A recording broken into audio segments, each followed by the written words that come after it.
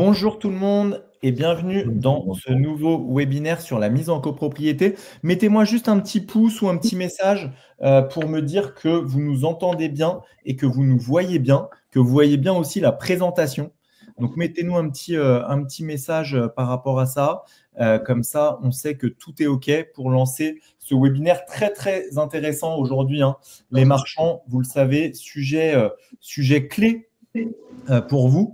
La mise en copropriété, hein, c'est vraiment un gros sujet, assez complexe, on va être, enfin complexe. Si on connaît bien toutes les règles, il n'y a pas de souci, mais nos experts aujourd'hui nous le diront, si on n'est pas vigilant, on peut vite commettre des petites erreurs.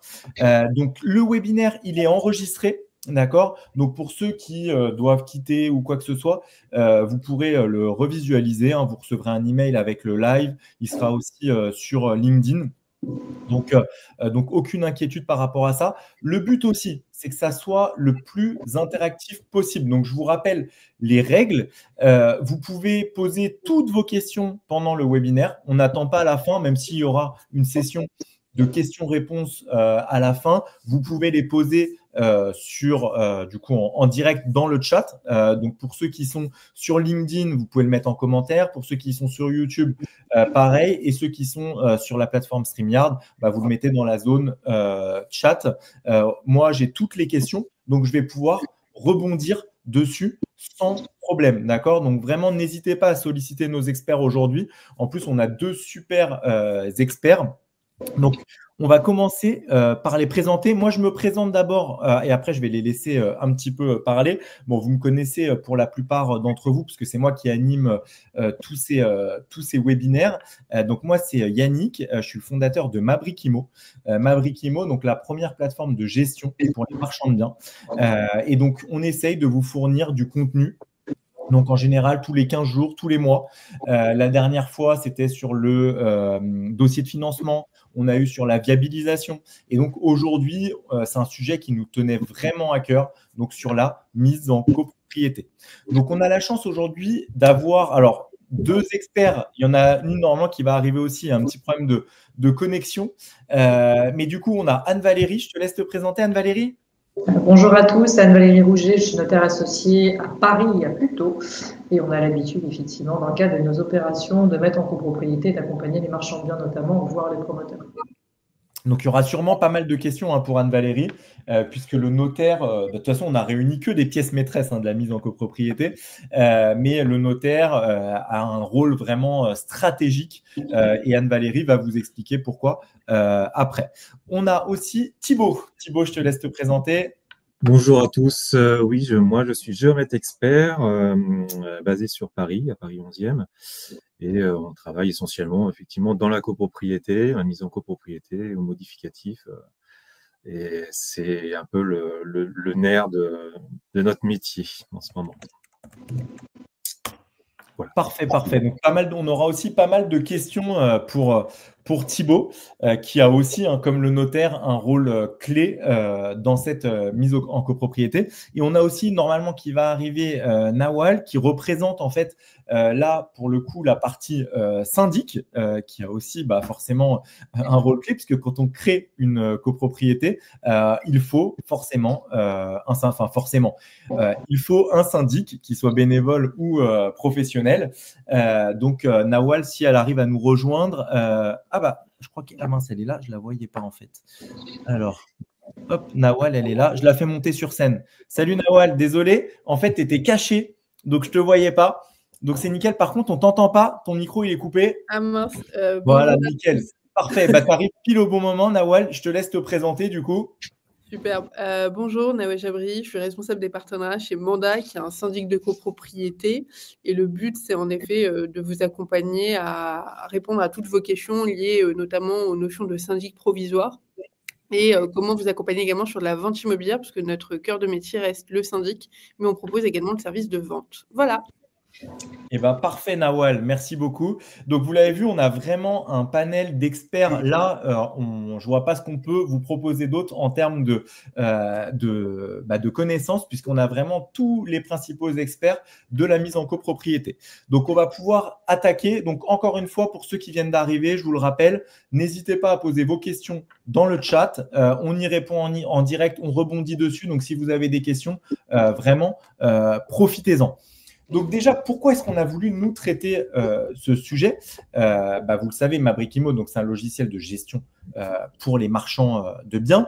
Et le marchand de biens, forcément, est confronté très régulièrement à de la mise en copropriété. Donc il peut y avoir plusieurs types de mise en copropriété, donc soit sur vraiment l'acquisition d'un immeuble qui va déjà être découpé en lots, mais en monopropriété. Donc là, on va devoir faire cette mise en copropriété. Mais ça peut être aussi tout simplement sur une maison que vous achetez et que vous souhaitez diviser. Donc là, il va y avoir des règles à respecter. Et donc, on va pouvoir justement voir toutes ces règles et comprendre quelles sont les petites erreurs qu'on doit éviter.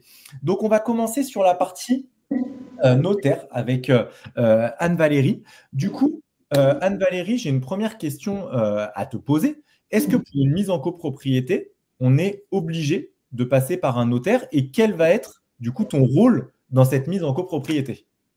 Il faut savoir qu'aujourd'hui, dans le cadre effectivement d'un achat, notamment d'une maison qui est destinée à être divisée en plusieurs lots, pour qu'on puisse obtenir ce qu'on appelle l'opposabilité au tiers et la publication de l'acte, en qualité de notaire, nous avons, à la date d'aujourd'hui, en tout cas, le monopole. C'est-à-dire qu'il va bien falloir trouver un support juridique pour que la division opérationnelle sur l'immeuble puisse être transcrite au niveau de la publicité foncière, c'est-à-dire le cadastre. D'accord ? C'est pour ça qu'avec l'appui et bien entendu le partenariat du géomètre, avec le projet du géomètre, en qualité de notaire, on récupère, on analyse ces documents, on va traduire de manière juridique, on va mettre en partition, en fait, on va dire les éléments purement opérationnels de manière juridique pour que ce soit effectivement publié et que derrière vous puissiez passer vos promesses et après passer à l'acte de vente.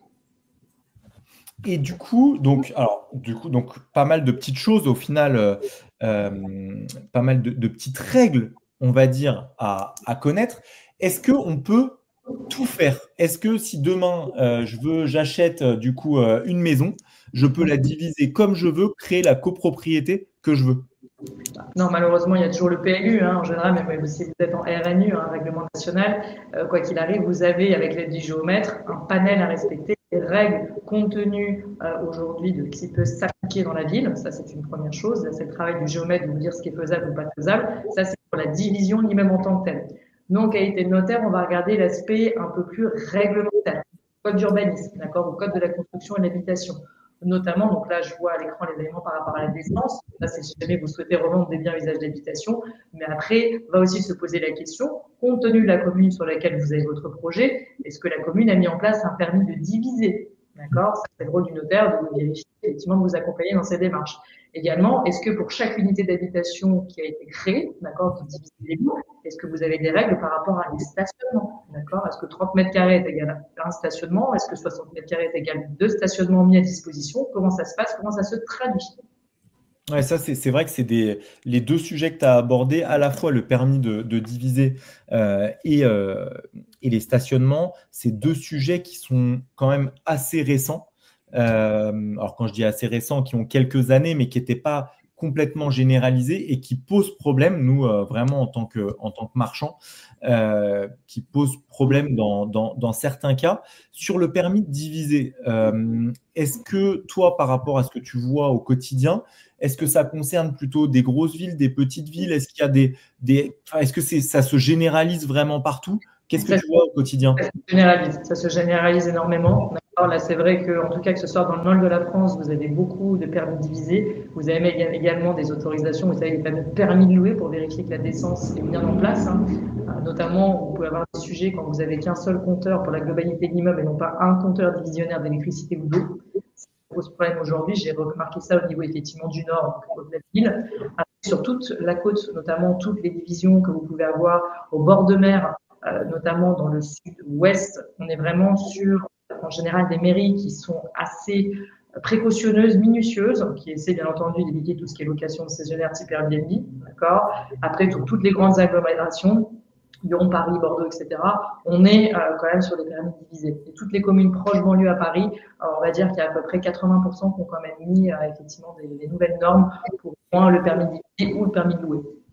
Ok, ça c'est intéressant du coup, parce que nous, en tant que marchands, ça forcément, ça complexifie un petit peu nos divisions, parce que quand on est sur un immeuble déjà divisé en lots avec les compteurs, etc., c'est peut-être un petit peu plus simple, mais sur des maisons, des biens un petit peu plus classiques, là, ça peut poser problème. Et sur le stationnement, c'est également la même chose, hein, dans tous les PLU et les PLUI qu'on voit aujourd'hui, les règles de stationnement sont quasi systématiques.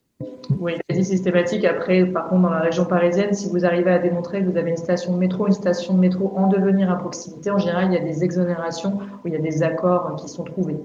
Oui, même comme ça, je trouve qu'il y a dans certains PLU, même si tu as une gare à moins de 500 mètres, alors il diminue le nombre, mais ça reste quand même obligatoire pour la plupart.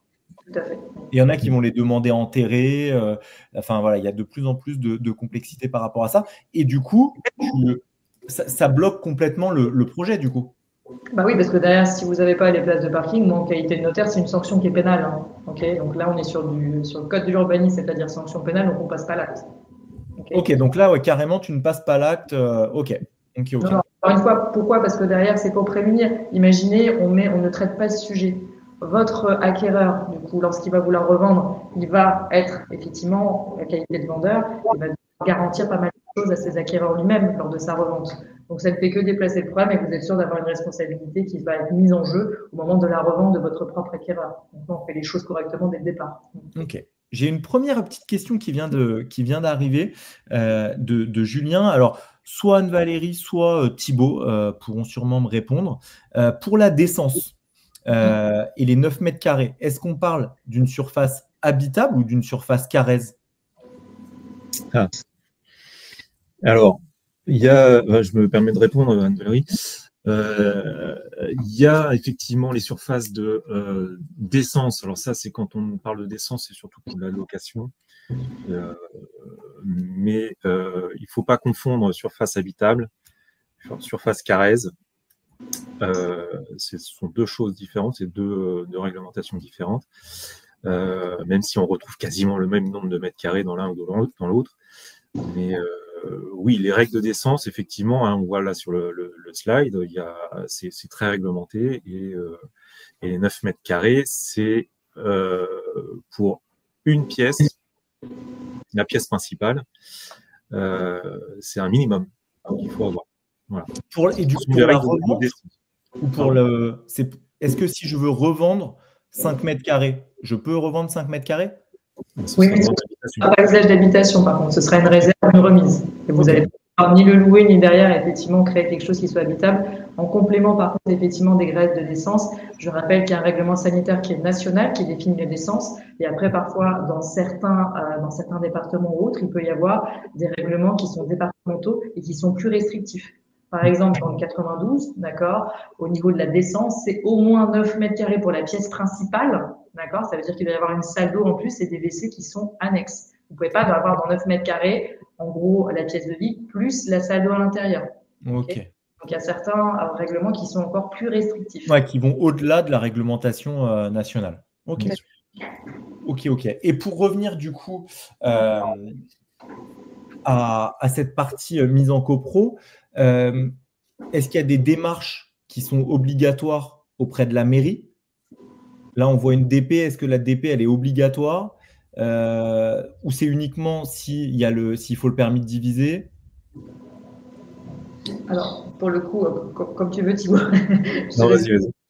Non, au niveau effectivement de la déclaration obligatoire, préalable obligatoire, il faut bien savoir que là, on parle de déclaration préalable de travaux et de permis de construire. Ça dépend du PLU, de ce que vous avez effectivement comme projet. En principe, lorsque vous mettez en copropriété, est-ce que vous avez besoin de toucher à l'aspect extérieur de l'immeuble, oui ou non? Ça dépend, d'accord. Okay. Là, il faut plutôt prendre la définition en tant que déclaration préalable de travaux ou permis de construire.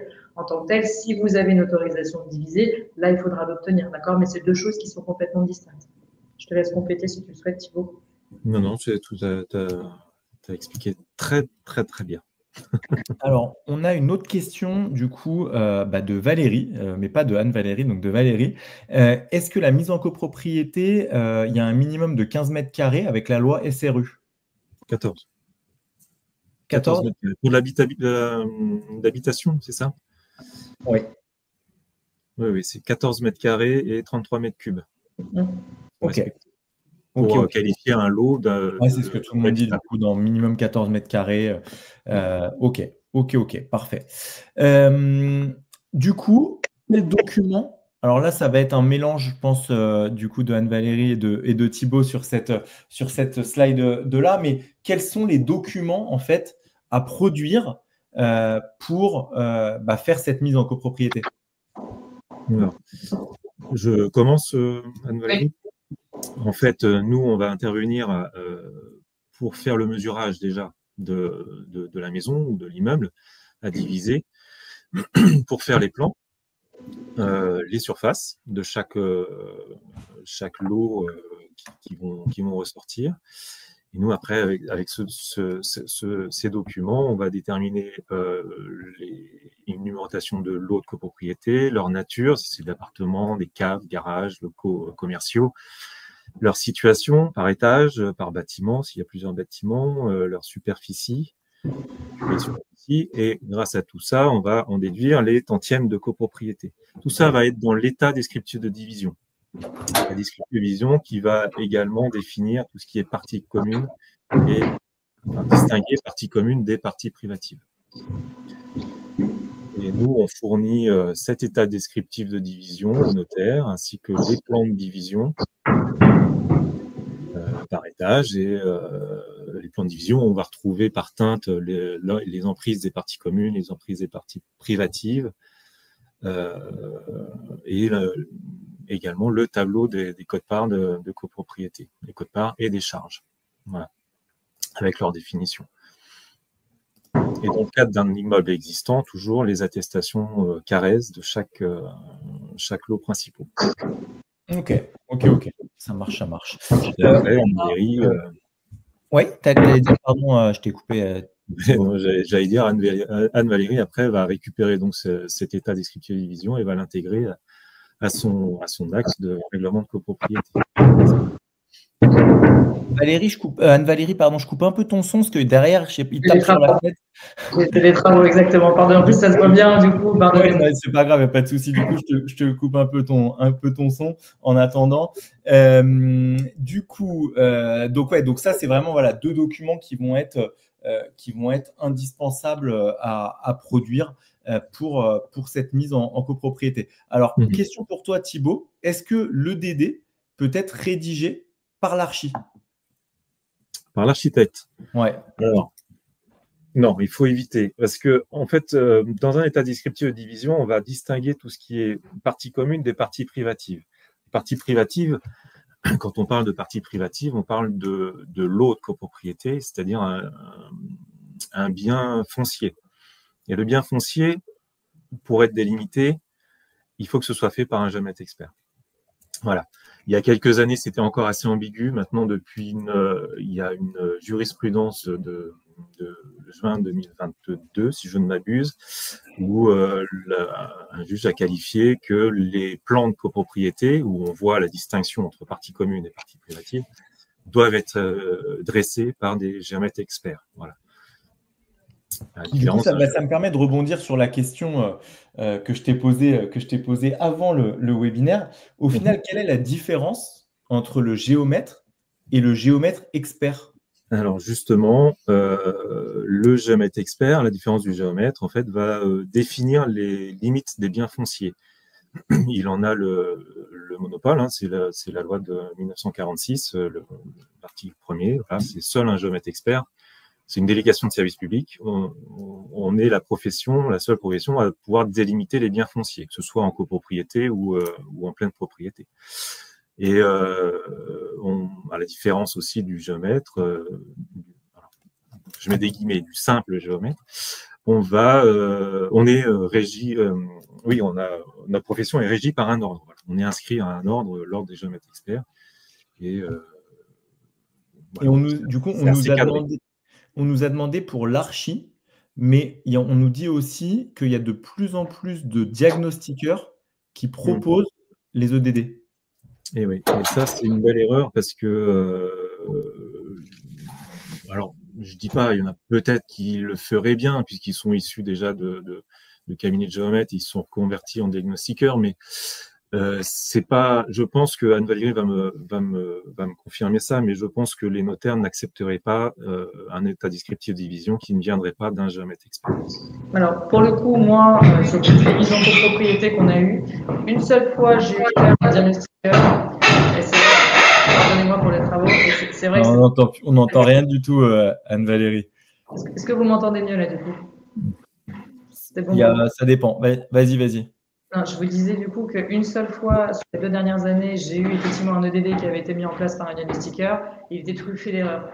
Donc peut-être que c'est effectivement, vous faites un gain de 30%, mais normalement, moi derrière, je refacture des honoraires parce que je prends du temps à regarder le travail qui a été fait par le diagnostiqueur qui n'est pas géomètre de formation. Okay. Mais du coup, c'est pas une. En fait, alors il y a une notion de qualité, etc. Mais légalement, c'est possible. Il y a une jurisprudence de 2022, certes, mais aujourd'hui, ce n'est pas interdit stricto sensu, pour être précis. Voilà. Ok, donc ça, après, c'est plus, voilà, c'est en termes de qualité, de travail rendu. Parce que quel peut être l'impact, au final, qui serait faux?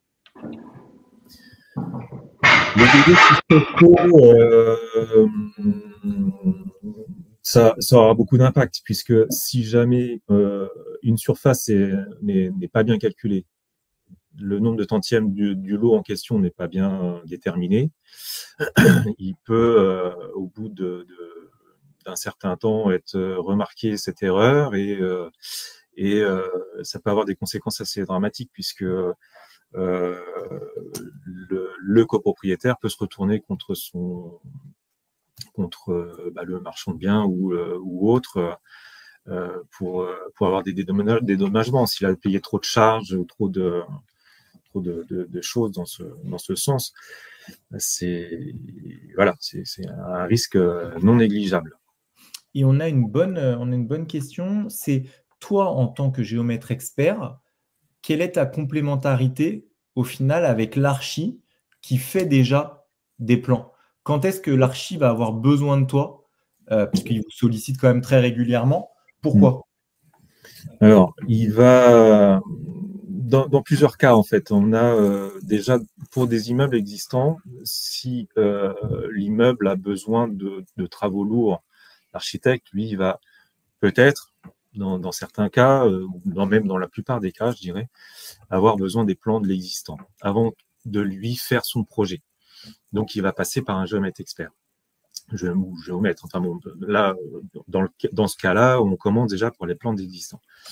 Il va pouvoir, grâce à ces plans, monter son projet de restructuration, s'il faut surélever un bâtiment, s'il faut créer une extension ou autre, ou réaménager carrément l'intérieur pour avoir une division en lots adéquate. Voilà.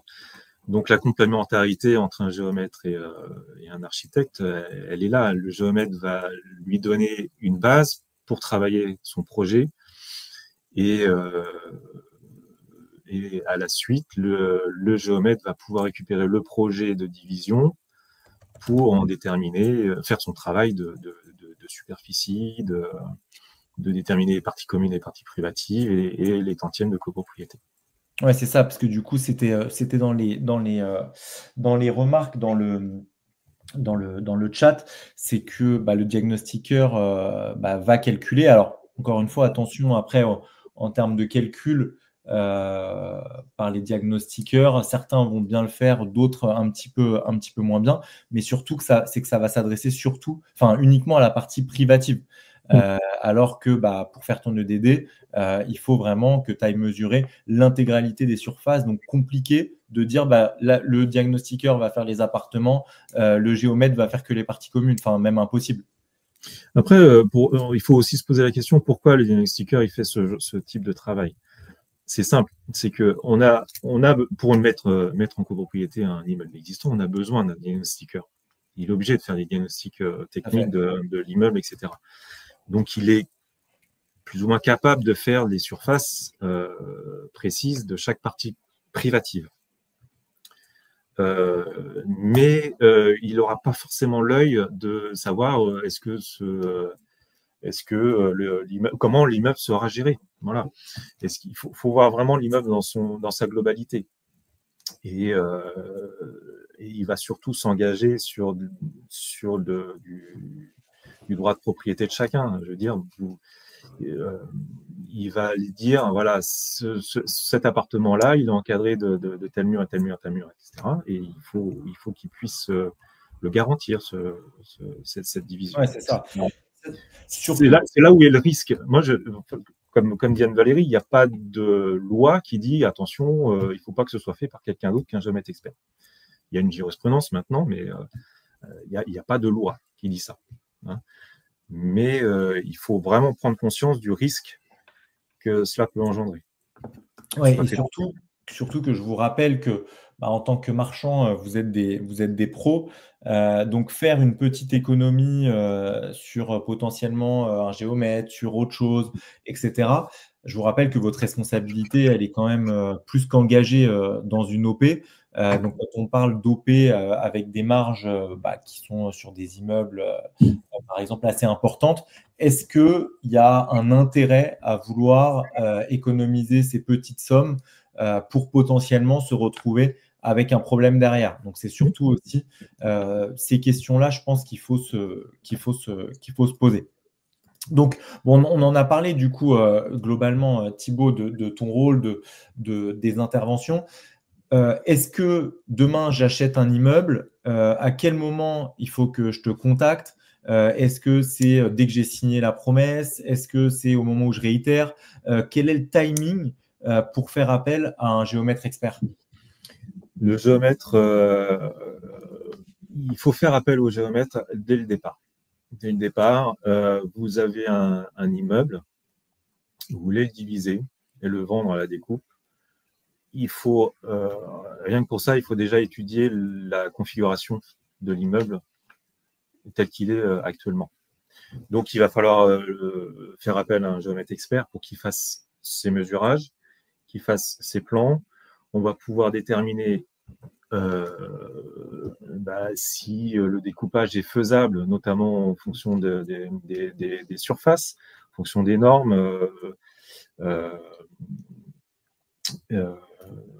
fonction des règles de l'urbanisme. Effectivement, on a des règles à respecter.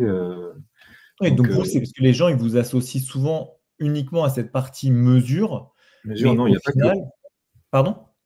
Il n'y a pas que mesure. Voilà, il n'y a pas que. C'est que vous avez toute une partie de conseil au final sur la division en elle-même et les règles à respecter sur cette division. Voilà, et il faut voir ça comme une étude de faisabilité. Enfin, je pense que les marchands de biens ont l'habitude de ça. On fait des études de faisabilité de découpage, en fait, que ce soit en copropriété ou en division foncière. Alors, justement, il y a quelqu'un qui demande si le géomètre gère la partie faisabilité. Donc oui, c'est toi qui vas dire, en gros, ça c'est possible, ça c'est pas possible. Exact. Sur ce qu'a demandé le marchand, bien sûr, au départ, ou est-ce que vous êtes aussi proactif? Est-ce que ça vous arrive d'avoir des marchands qui vous disent, voilà, j'ai acheté cet immeuble, est-ce que vous pouvez me l'optimiser à fond et me dire tout ce qui est possible de faire? Ça arrive. Après, on n'a pas non plus le regard sur toutes les normes, notamment électriques, gaz, etc. Ça rentre pas dans notre habilitation. C'est plus un architecte qui va pouvoir dire, ou voir un diagnostiqueur aussi, effectivement, mais plus l'architecte. L'architecte a l'habitude de concevoir des appartements, par exemple. Voilà.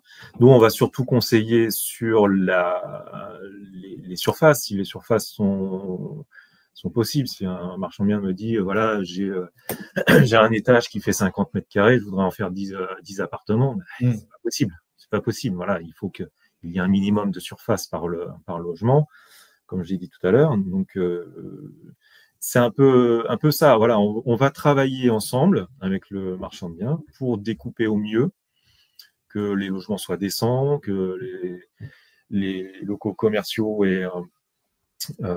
puissent être normaux, je veux dire. Voilà, et c'est vraiment un travail ensemble, et en fonction de la configuration des lieux, évidemment. Ouais, tout à fait. Et donc là, voilà, on a mis un petit exemple, un petit cas pratique. Donc un marchand de biens qui achète un immeuble sur Lille. J'ai vu qu'il y en avait en plus dans le chat qui était de Lille. J'espère que c'est pas vous quand même, hein. Et donc qu'il divise en 8 qu'il divise en 8 lots et met un premier appartement en vente. Qu'est-ce qui se passe? Erreur au niveau des tantièmes. Donc là, on voit le local commercial reçoit 50% des charges au lieu de 30%, donc pénalisant. Donc un rejet derrière auprès de la publicité foncière, mauvaise image et tout ce qui s'ensuit. Et du coup, un modif. Ce qui va coûter de l'argent, des retards, etc. Donc l'impact, il peut être important pour vous, surtout que vous le savez, le timing, c'est la clé en marchand. Donc, toute perte de temps va vous engendrer des coûts forcément supplémentaires. Est-ce que ça, au final, Thibaut, c'est des choses que tu vois où, par exemple, des gens font des divisions un peu à la va-vite, etc. Et au final, vous contactent derrière pour rattraper justement les erreurs? Bon, c'est assez rare. Faut pas le... On va poser la question aussi à Valérie, du coup, je te réactive ton micro, Anne-Valérie, pardon. Est-ce que toi, c'est des choses que tu vois? C'est assez rare dans les mises en copropriété. On a surtout ça dans les vieux immeubles où il y avait des problèmes de charge de chauffage ou de charge d'ascenseur. Néanmoins, en pratique, c'est rare. Les seules, on va dire, possibilités, on va dire, de malfaçon, mais ça, on le voit tout de suite, c'est quand on additionne les tantièmes et qu'on n'est pas bon. Donc, ça, on vérifie toujours en partenariat avec les géomètres. Mais en soi, sur les 10 dernières années, j'ai pas eu de sujet avec des problèmes de charge sur des gros montants comme ça qui sont assez flagrants quand même, hein. Ouais, mais parce que globalement, la majorité du coup des EDD sont faits par des géomètres. Oui, moi, honnêtement, j'en ai eu qu'un seul fait par un diagnostiqueur sur les 15 dernières années, hein. Ouais, voilà. Donc ça reste quand même assez fiable. Et on a une bonne question du coup pour toi, Anne-Valérie. Est-ce que tu vois beaucoup dans les offres d'achat, dans les compromis, etc., des clauses de réserve sur la faisabilité des modifs EDD? Non. En général, même quand c'est des marchands, j'ai à minima le projet du GEMET qui a été réalisé, je ne suis pas sur une étude de faisabilité. Quand vous promettez de vendre quelque chose, c'est un compromis. Je rappelle qu'un compromis, c'est un engagement réciproque vendeur et acquéreur. Le vendeur promet de vendre, l'acquéreur promet d'acheter, sous certaines réserves. Si je n'ai pas la définition du lot que vous vendez, donc la chose, hein, un contrat c'est une chose et un prix pour une vente, si en tant que tel on n'est que sur une étude de faisabilité, votre contrat il peut pas être équilibré. Je pense que c'était surtout sur l'acquisition. Sur l'acquisition au niveau du foncier au global? Ouais. On peut joindre effectivement une étude de faisabilité, mais c'est une condition suspensive dans ce cas-là. Ouais, c'est ça, en condition suspensive. En faveur du coup du marchand pour que ce soit réalisable. Après, en général, c'est quand même indiqué. Vous avez des marchands pour être compétitifs qui mettent ça avec un achat sans condition, en tout cas pour se réserver après la possibilité de faire un prêt. C'est faisable, il faut juste par contre que ce soit bien encadré. Chaque condition suspensive, il ne faut pas qu'elle soit potestative, c'est-à-dire en faveur seule d'une des parties. Il faut quand même qu'elle soit encadrée. Ok. Ça, du coup, on en a globalement parlé du process jusqu'à la validation.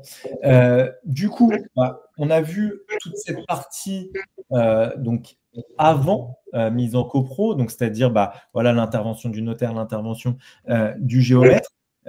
Après, il faut un syndic. Là, Nawal, du coup, je te laisse expliquer un petit peu l'importance de prendre un syndic, comment est-ce qu'on met en place la copro, voilà, tout ce process. Alors, attends, je te réactive ton micro. Hop. Alors, attends, dans ton micro, ouais, voilà, c'est bon. Super. Merci beaucoup, Yannick. Si tu peux juste défiler la slide, c'est parfait. Bien sûr. En effet, le but étant que vous bossiez avec un bon géomètre qui vous fasse le bon état descriptif de division, que le notaire soit assez réactif dans sa rédaction du règlement de copropriété pour que vous puissiez commencer la mise en copropriété. Dès que vous avez vendu votre premier lot, intervient le sujet de la copropriété. Et très souvent, vous ne vendez pas tous vos lots dans un seul et même à un seul et même investisseur. Il y a des multi-propriétaires et donc il est important d'avoir un syndic provisoire. Il y a deux possibilités. Il y en a certains qui passent par des syndics bénévoles, donc ils font la première gestion au début seuls. et pour d'autres qui décident de passer par des syndics professionnels et qui ont besoin d'une offre qui ne coûte pas trop cher, mais qui les permettent de les décharger sur toute la partie gestion globale de leur projet. Et donc, chez Manda, on a créé une offre Connect en syndic qui est gérée par Charlotte chez nous en interne et qui vous fait des devis en fonction de la taille de votre copropriété, de la géolocalisation, et qui vous permet de vous accompagner de sorte à que vous ayez un espace extranet pour gérer toute la partie charge, vos prestataires qui seraient amenés à passer dans la copropriété, mais aussi potentiellement des prestataires nouveaux que vous aimeriez faire agréger dans votre immeuble pour qu'il y ait quelqu'un qui fasse le ménage, etc. On l'a rappelé, nous, l'idée, c'est autant de vous accompagner sur la partie syndic de copropriété, autant également de vous accompagner sur la vente immobilière. Je sais que pour beaucoup de marchands de biens, des fois, ils sont amenés à acheter des immeubles avec des locataires sur place. Et donc, il y a des sujets pour les copropriétés de plus de 10 lots où potentiellement, vous avez besoin de conseils pour être accompagné, pour aller vendre au meilleur prix un vendu loué ou potentiellement savoir comment est-ce qu'on peut se retirer du droit de préférence de son locataire. Et Manda est là aussi pour vous accompagner sur toute la partie optimisation vente, de sorte à que votre projet soit pérennisé, autant sur la partie gestion pure et dure des occupants qui vont s'installer dans votre immeuble, autant sur les nouveaux occupants que vous aimeriez avoir dans votre immeuble. Ouais, ça, c'est un point clé pour le marchand, c'est comment on gère au final quand on achète un immeuble, c'est bien, mais il y a souvent des locataires dedans. Donc, comment est-ce qu'on va gérer? Est-ce qu'on revend? Est-ce qu'on garde? Voilà, c'est un point qui est hyper important. Et là-dessus aussi, c'est important d'être bien conseillé parce qu'on peut voir des grosses erreurs sur ces sujets-là. N'hésitez pas, Manda est là pour vous apporter toute la partie. Manda, si tu veux rapidement représenter Manda et vos spécificités. Oui, bien sûr. Alors, Manda est né spécifique. Totalement. Manda est né il y a à peu près 9 ans en se disant que l'immobilier ancien, de manière générale, était vachement éclaté sur différents acteurs et qu'il n'y avait pas une expertise nationale pour servir nos clients et que très souvent, un client, il n'est pas amené à s'installer uniquement en Île-de-France, il peut bouger partout, surtout en ce moment. Et pour ça, pour pouvoir accompagner nos clients de manière assez 360 sur toutes leurs histoires immobilières, sur des services comme la gestion locative, la vente immobilière, le syndic ou la rénovation, il faut mettre de la tech pour faire en sorte d'être présent sur le point de vue digital et le plus percutant et réactif pour nos clients, tout en ayant cette expertise métier qu'on a en interne. Et donc, Manda est né en développant pas mal de technologies en interne de sorte à simplifier les relations avec nos clients. Aujourd'hui, on est porté par un fonds d'investissement qui s'appelle Naxicap, qui nous accompagne à toute cette transformation digitale dans nos différents métiers. Et donc, on accompagne aujourd'hui quasiment 100 000 clients sur des métiers comme la gestion locative, donc des investisseurs qui veulent potentiellement louer leur appartement, sur la partie syndic, comme je vous l'expliquais juste auparavant, sur de la vente immobilière et également sur des sujets de rénovation énergétique.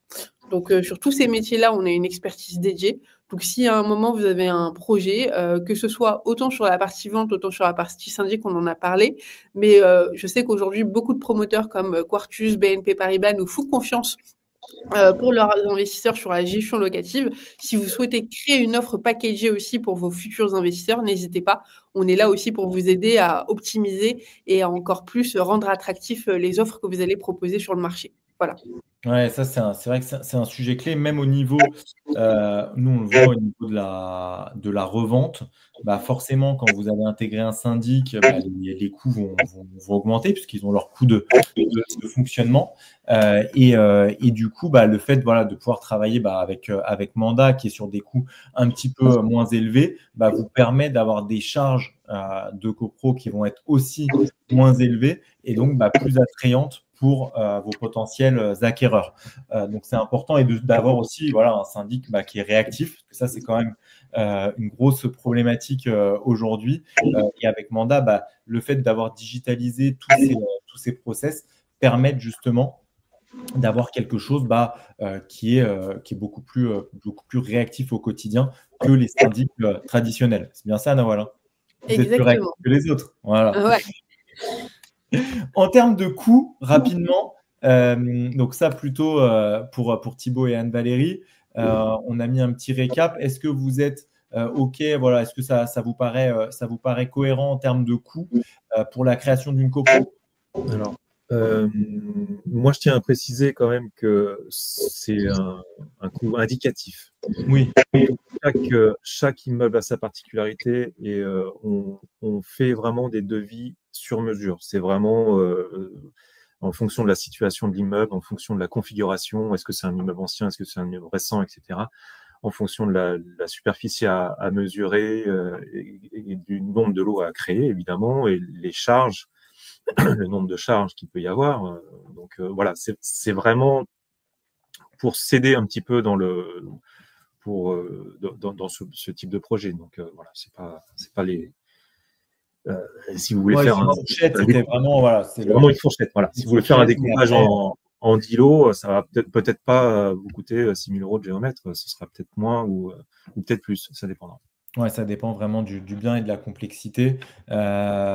Pour Anne-Valérie, vous, c'est… Alors, pour le coup, c'est cohérent pour le projet simple. Pour le projet complexe, ça dépend encore une fois, comme le disait effectivement à juste titre Thibaut. Si j'ai 250 lots à créer, bon, vous comprenez bien qu'à 3 000 €, je m'y retrouve pas.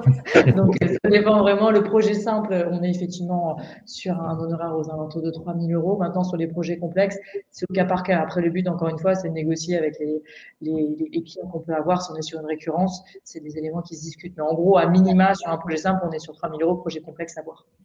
En tout cas, ça donne une bonne indication à nos marchands.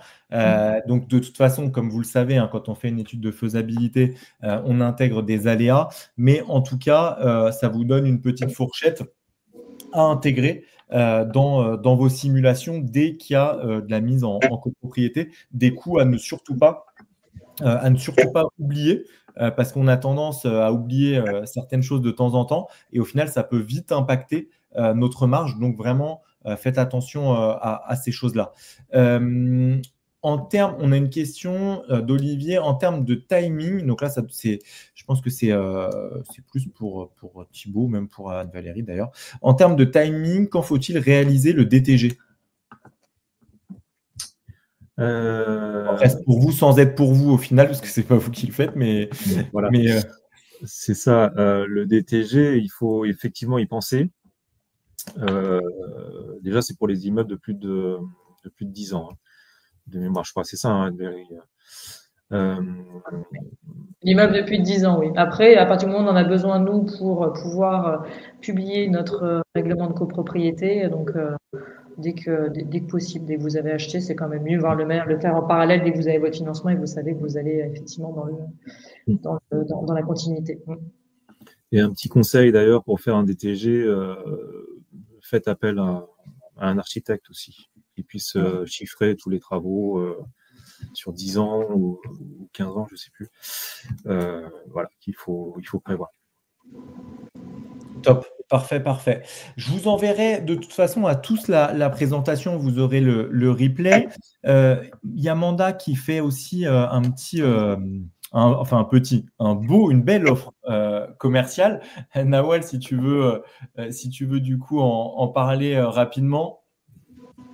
Oui, totalement. On a négocié avec avec nos commerciaux en vente que pour tous les clients de Mabrikimo, qui est moins de 10% qui soient appliqués sur les honoraires de vente, ce qui peut quand même représenter un bon montant, parce que j'imagine que de manière assez générale, vous n'avez pas un lot à vendre.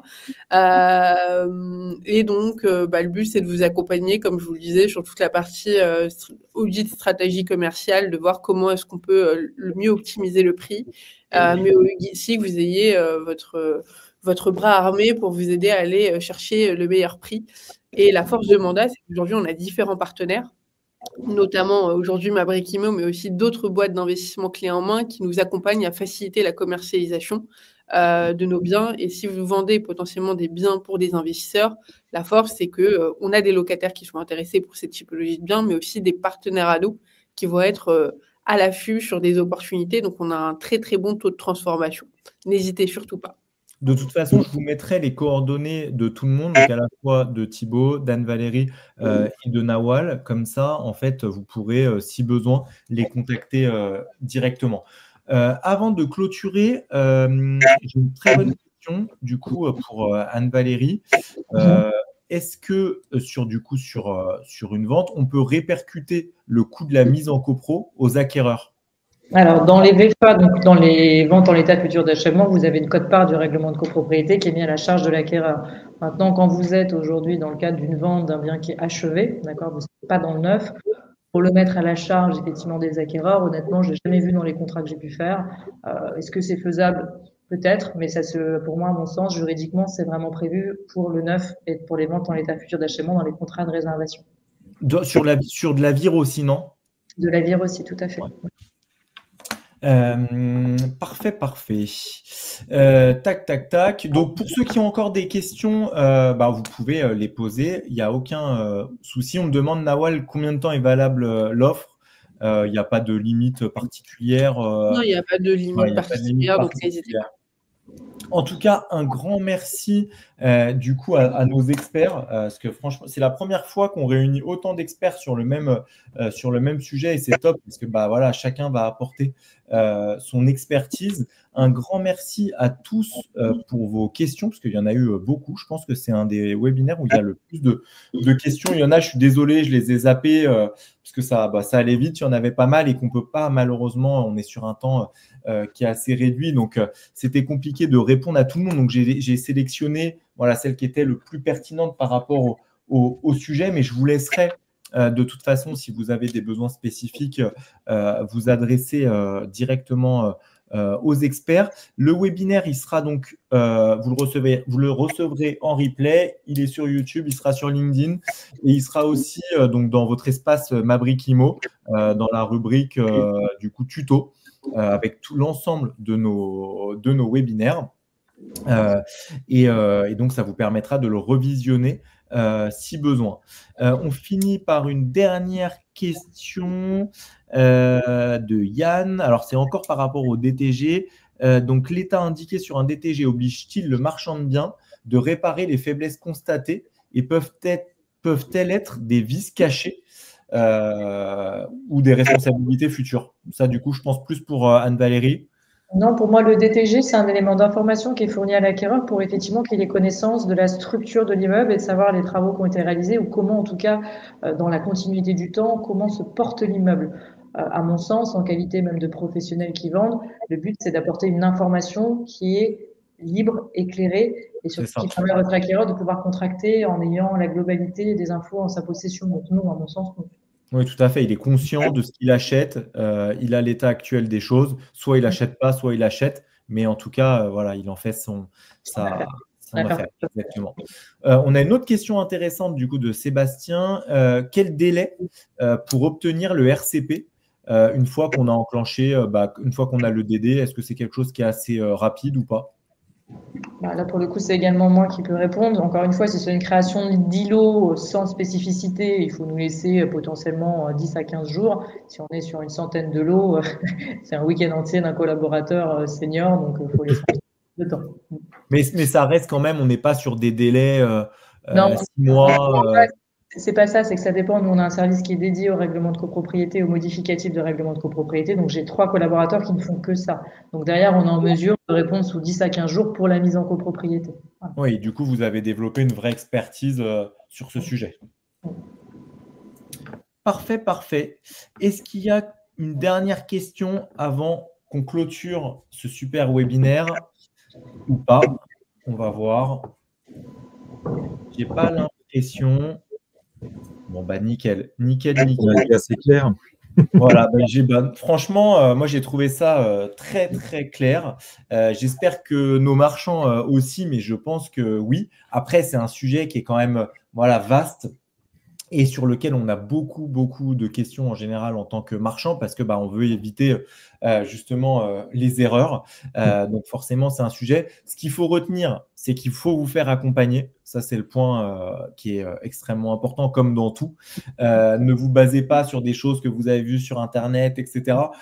Faites-vous accompagner par des vrais professionnels. Oui, forcément, ça a un coût, comme dans tout dans la vie. Mais encore une fois, vous êtes des professionnels de l'IMO. Donc, s'il y a un problème derrière, ça retombera sur vous.